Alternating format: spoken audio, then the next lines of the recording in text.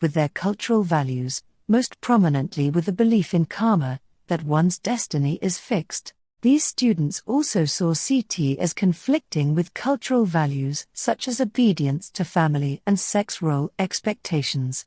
In contrast, Wang, Kim, Zane, Kim, and Huang, 2003, found that for clients who did not buy into Western culture, i.e., who were presumably more Asian in orientation, CT was viewed as more credible than time-limited psychodynamic therapy. In this study, Asian clients who varied in ethnic identity were exposed to treatment rationales for depression based on the two approaches.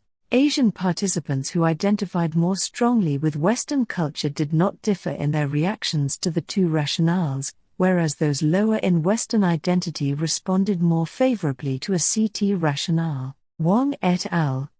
Suggested that the emphasis on individual control in CT was responsible for this effect. Clients who were less identified with Western culture in their orientations, presumably more identified with Asian culture, preferred interventions that stressed individual adaptation to unchanging extrapersonal factors. Shen, Alden, Sutting, and Sang, 2006, adapted CT to work with Chinese immigrants in Canada, finding that, although treatment was effective overall, specific issues were challenging in working with these clients. For example, they reported difficulty in helping clients understand that very rigidly held cultural beliefs could lead to problems. For example, anger is bad and I must take care of others before myself. p. 524. D. Davis and Podesky, 1989, suggested that the collaborative nature of the CT relationship promoted the egalitarianism that is important when working with female clients.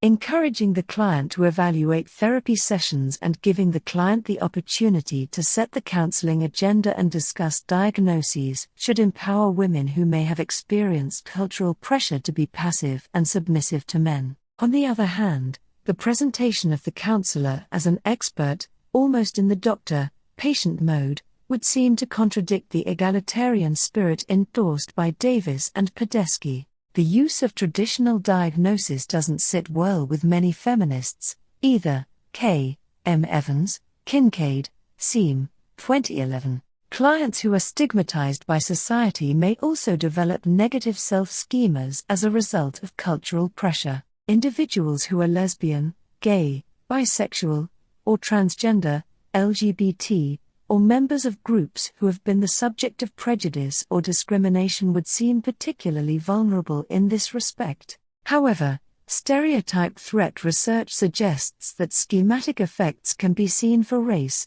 sex, and age. 2. Inzlicht and Schmader, 2012. Although the sensitive cognitive therapist could help modify a client's self-schema, this intervention would not immunize the client from social pressures. D. Davis and Podesky, 1989. The therapist would also have to direct attention toward helping the client deal with cultural disapproval. In general, the relative neglect of environmental factors and influences in CT theory may be problematic when working with women and culturally and individually diverse individuals. People who have experienced prejudice, discrimination, and oppression might have more difficulty locating the sources of their discomfort solely in their cognitive processes.